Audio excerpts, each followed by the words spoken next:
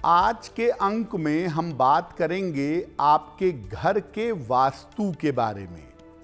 आपके घर का कौन सा हिस्सा वास्तु के अनुसार कितना महत्वपूर्ण है ये जानेंगे, और राशियों के अनुसार आपको बताएंगे कि आपको अपने घर के वास्तु में किन चीज़ों का ध्यान रखना चाहिए। तो चलिए कार्यक्रम की शुरुआत करते हैं और सबसे पहले जानते हैं सप्ताह का मंत्र क्या है। सप्ताह का मंत्र है ओम हं हनुमते नमः। ओम हं हनुमते नमः। अगर आपको जीवन में ज्ञान चाहिए, विद्या बुद्धि चाहिए, शक्ति चाहिए और बड़ी से बड़ी बाधा को दूर करना चाहते हैं तो रोज सुबह और रोज शाम को 108 बार इस मंत्र का जप करिएगा। विद्यार्थी जीवन में, युवावस्था में जहां भटकने की संभावना ज़्यादा होती है, अगर आप इस मंत्र का सुबह शाम जप करें तो निश्चित रूप से गलत रास्ते पर जाने से और भटकने से आप बचे रहेंगे। हम आज बात कर रहे हैं वास्तु शास्त्र की। तो वास्तु शास्त्र के अनुसार घर के कौन से स्थान महत्वपूर्ण होते हैं जिनका ध्यान देना चाहिए और किस स्थान को कैसे समझा जाए। देखिए, वास्तु शास्त्र के अनुसार पूरा घर महत्वपूर्ण होता है। घर का हर कोना, हर कमरा अपने आप में इम्पोर्टेंट होता है, लेकिन इसमें भी घर के अलग अलग हिस्से का अपना अलग महत्व होता है।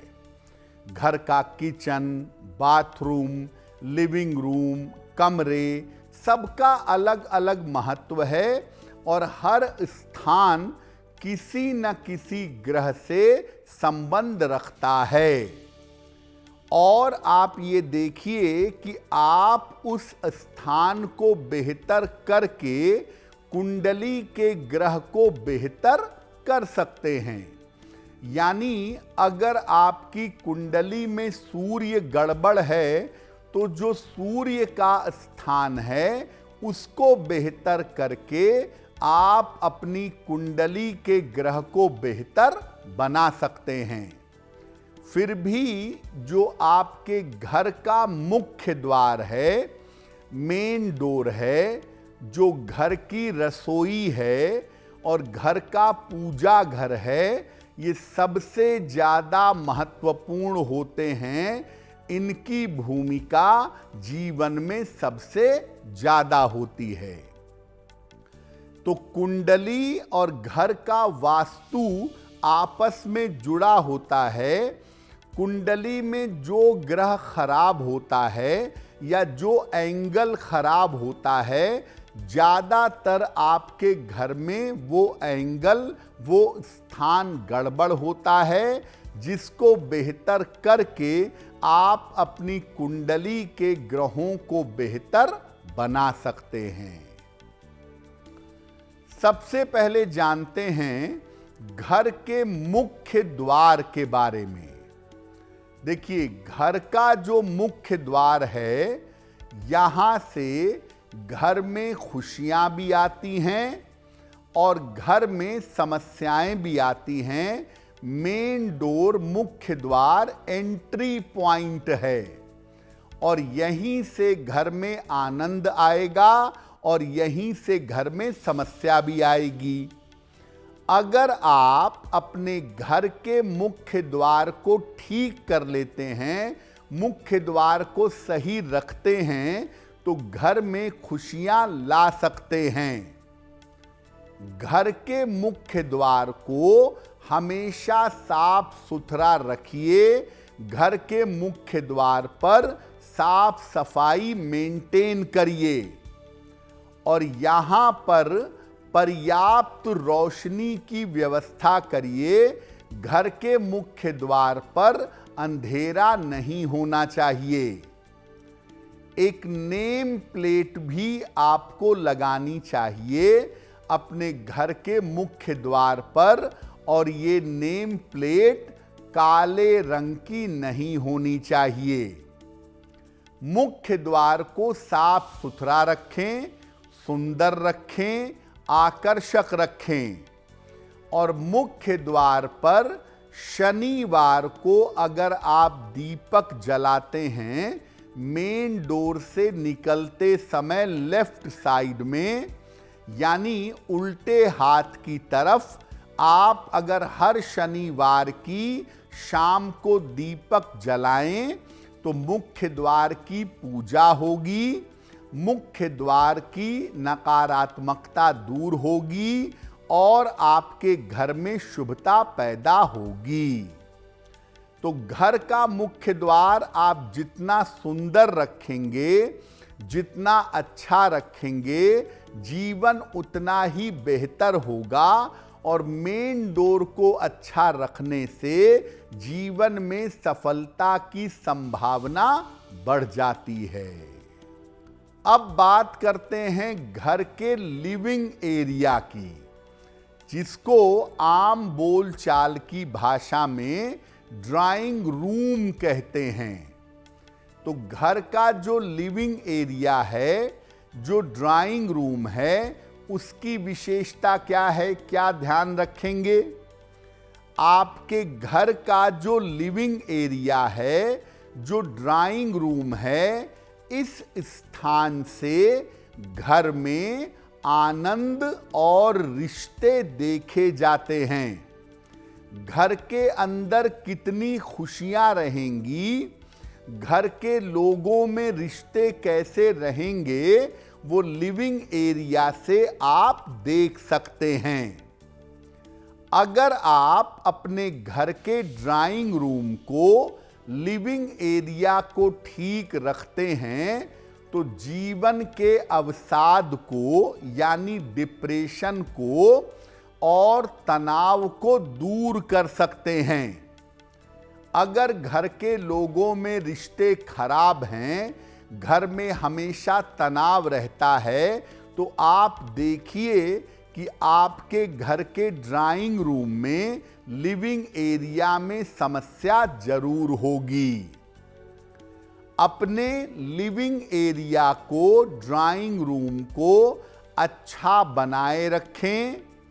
इस स्थान पर प्रकाश की अच्छी व्यवस्था करें, इस स्थान को प्रकाशित रखें और अपने लिविंग एरिया में, ड्राइंग रूम में हल्की सुगंध आती रहे, ऐसी व्यवस्था भी करिएगा। अपने घर के ड्राइंग रूम में ढेर सारे फूल या फूलों के चित्र लगाइए। अगर ताजे फूल लगाते हैं तो इनको समय समय पर बदलते रहिएगा, या आप फूलों के चित्र जिसमें मल्टी कलर के फूल हों, ऐसे चित्र लगा सकते हैं। बेहतर होगा कि ड्राइंग रूम में या लिविंग एरिया में शू रैक न बनाया जाए, यहां पर जूते चप्पल न रखे जाएं। आप अपने लिविंग एरिया में लाइटिंग बढ़िया रखिए, फूलों का चित्र लगाइए और घर के सभी लोग वहां बैठ करके आनंद से, खुशियों से बात करें। आपस का तालमेल अच्छा रखें तो घर में खुशियां आएंगी और रिश्तों की समस्या दूर हो जाएगी। तो घर का मेन डोर आपने समझ लिया, घर का ड्राइंग रूम यानी लिविंग एरिया समझ लिया। अब अपने घर की रसोई को समझिए।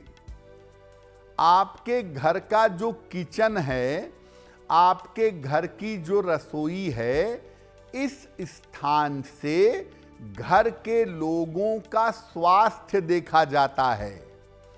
आपके घर के लोगों की हेल्थ कैसी रहेगी, आपके घर के लोगों का स्वास्थ्य कैसा रहेगा, कितनी बीमारियां घर में रहेंगी, ये आपके घर की रसोई को देख करके जान सकते हैं।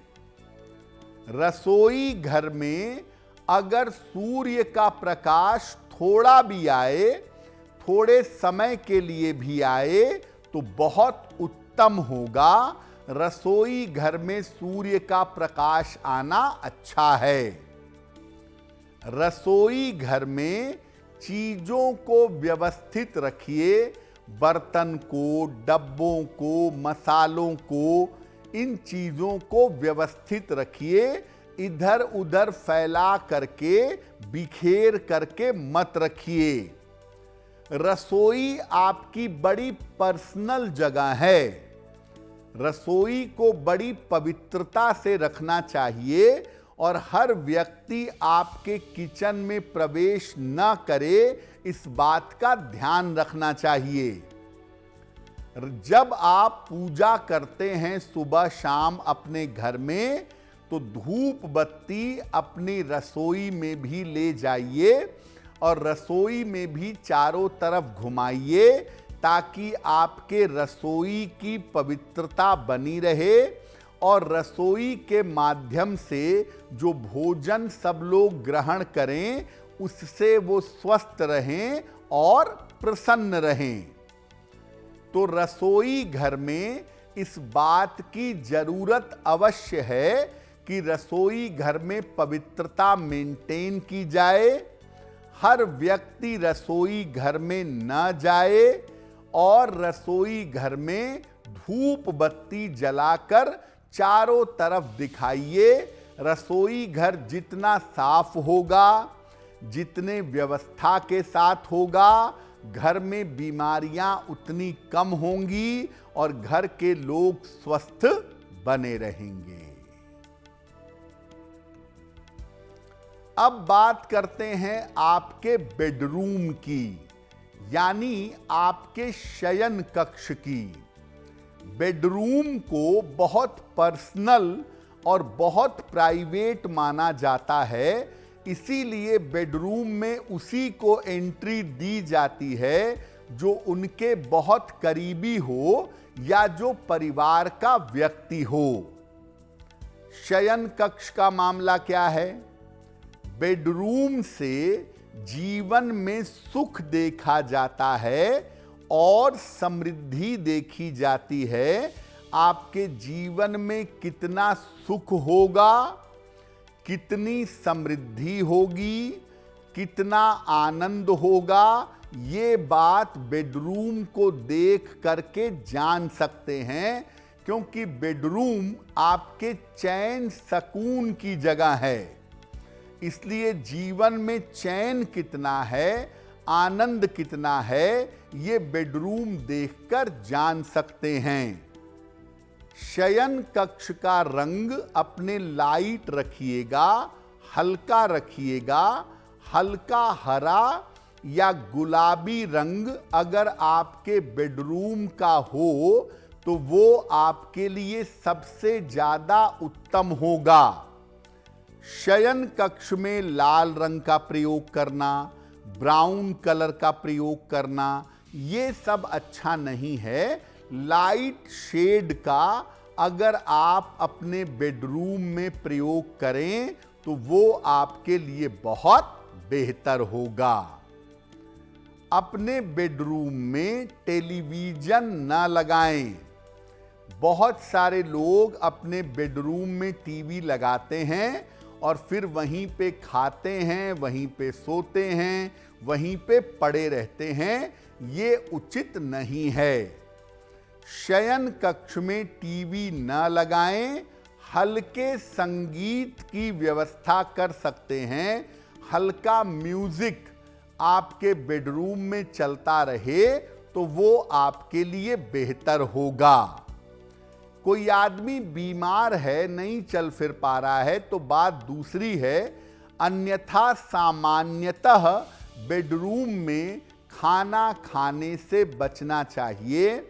बहुत लोग बेडरूम में खाना खाते हैं, पलंग पर खाना खाते हैं और इससे जीवन में दरिद्रता पैदा होती है। इसीलिए बेडरूम में अपने पलंग पर बैठ करके भोजन मत करिए, ऐसा करना अच्छा नहीं है। शयन कक्ष में, बेडरूम में सूर्य के प्रकाश की और हवा की अगर व्यवस्था हो तो बहुत अच्छा होगा। सुबह जब उठिए सो करके तो बेडरूम के खिड़की दरवाजे खोल दीजिए ताकि अच्छी तरह से वेंटिलेशन हो सके। उसकी साफ सफाई करिए, चद्दर आदि सही कर दीजिए। अगर आप ऐसा कर लेते हैं तो इससे आपके बेडरूम में पॉजिटिविटी पैदा होगी और वहां रह करके आपको अच्छा लगेगा। फिर मैं बता दूं कि बेडरूम बड़ी पर्सनल और बड़ी प्राइवेट जगह है, इसलिए हर आदमी को अपने बेडरूम में एंट्री मत दीजिएगा। अब आपके घर का एक स्थान और भी बड़ा महत्वपूर्ण है और वो स्थान है बाथरूम। बाथरूम इतना इंपॉर्टेंट है कि ये आपके जीवन की समस्याओं के बारे में बताता है। आपके जीवन की तमाम समस्याएं कैसी होंगी, कैसी नहीं होंगी, ये आपके घर का बाथरूम बता देता है। यानी अगर आप अपने बाथरूम को खराब करते हैं या खराब रखते हैं तो आपके जीवन में समस्याएं आएंगी। अपने बाथरूम को हमेशा आपको साफ रखना चाहिए। साफ सुथरा अपने बाथरूम को बनाए रखें। बाथरूम में चूंकि पानी का प्रयोग होता है तो आपको ये ध्यान रखना है कि आपके बाथरूम में पानी की बर्बादी ना हो।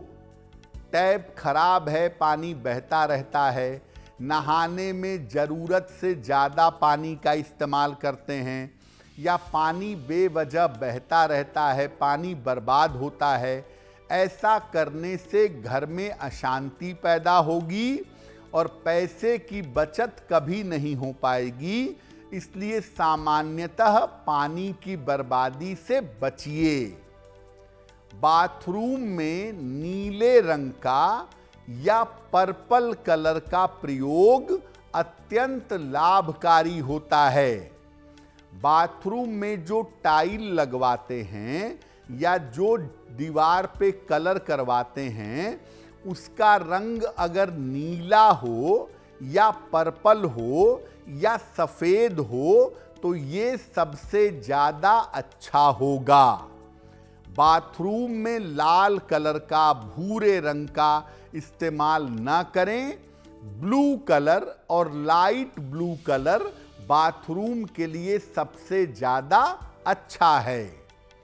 बाथरूम को साफ सुथरा रखिए और वहां से हल्की सुगंध अगर आती रहे तो काफी ज्यादा अच्छा होगा। यानी बाथरूम को सूखा रखिए। आपने स्नान कर लिया, पानी खींच दीजिए, वाइप कर दीजिए, बाथरूम को साफ कर दीजिए। बाथरूम में अच्छी व्यवस्था रखिए कि वहां गंदगी ना हो। अगर आप अपने बाथरूम को साफ सुथरा, नीट क्लीन रखेंगे तो आप देखेंगे कि जीवन में जो समस्याएं हैं वो सामान्यतः आपको परेशान नहीं करेंगी। जीवन में समस्याएं आएंगी ही नहीं और अगर आएंगी तो बहुत देर तक चलेंगी नहीं। अब जानते हैं आपके घर की सीढ़ियों के बारे में। सीढ़ियां भी आपके घर के लिए, आपके घर के वास्तु के लिए बहुत महत्वपूर्ण हैं। सीढ़ियां किसी भी घर की उन्नति से संबंध रखती हैं। सीढ़ियां ऊपर भी ले जाती हैं आपको और नीचे भी ले आती हैं। इसीलिए सीढ़ियां जीवन के उतार चढ़ाव से संबंध रखती हैं। सीढ़ियां जीवन में अप्स एंड डाउन्स दिखाती हैं, जीवन में उतार चढ़ाव को कंट्रोल करती हैं। कुल मिलाकर सीढ़ियों का संबंध होता है राहु और केतु के साथ, क्योंकि राहु केतु जीवन में उतार चढ़ाव पैदा करते हैं, तो सीढ़ियों से उनका डायरेक्ट संबंध है। अगर आपकी सीढ़ियां गलत तरीके से बनी हैं, गलत दिशा में बनी हैं, तो ये जीवन में आकस्मिक समस्याएं पैदा कर देती हैं, ये जीवन में मुश्किलें बढ़ा देती हैं। नैऋत्य कोण जो घर का है, यानी वेस्ट साउथ, साउथ वेस्ट का जो कोना है, दक्षिण पश्चिम का, वहां पर सीढ़ियां सबसे ज्यादा उत्तम मानी जाती हैं। सीढ़ियों को जब आप बनाएं तो ये उत्तर दिशा की तरफ से दक्षिण दिशा की तरफ अगर जाएं तो बहुत अच्छा होगा, या पूर्व दिशा से पश्चिम दिशा की तरफ जाएं। उत्तर से दक्षिण की तरफ सीढ़ियां जाएं तो भी अच्छा है, और पूरब से पश्चिम की तरफ जाएं तो भी अच्छा है। सीढ़ियों को बहुत ज्यादा घुमाव वाला नहीं बनाना चाहिए। सीढ़ियां जितनी कम घुमावदार होंगी उतना ही अच्छा होगा। सीढ़ियों के बारे में दो बातें जानना बड़ा जरूरी है आप लोगों के लिए। पहला ये कि सीढ़ियों के नीचे बाथरूम मत बनवाइए, अन्यथा घर में महत्वपूर्ण काम, घर में शुभ काम नहीं होंगे। और घर के जो बड़े बुजुर्ग हैं वो भी, और घर की जो महिलाएं हैं वो भी लगातार स्वास्थ्य की समस्याओं से परेशान होंगे। इसीलिए सीढ़ियों के नीचे बाथरूम बनाने से बचना चाहिए। सीढ़ियों के नीचे भारी चीजें मत रखें। सीढ़ियों के नीचे किताब रख लें, पढ़ने की टेबल लगा लें तो वो सब ठीक है, या पौधे लगा लें तो वो भी ठीक है, लेकिन सीढ़ियों के नीचे टॉयलेट बाथरूम बना लें, सीढ़ियों के नीचे भारी चीज रख लें, तो इससे जीवन की उन्नति रुक जाएगी। अगर आप मुझसे जुड़ करके अपनी समस्याओं का समाधान चाहते हैं और चाहते हैं कि आपकी समस्याओं को ज्योतिष के माध्यम से सुलझाया जाए, तो आप हमसे संपर्क कर सकते हैं, जुड़ सकते हैं एस्ट्रो तक पर।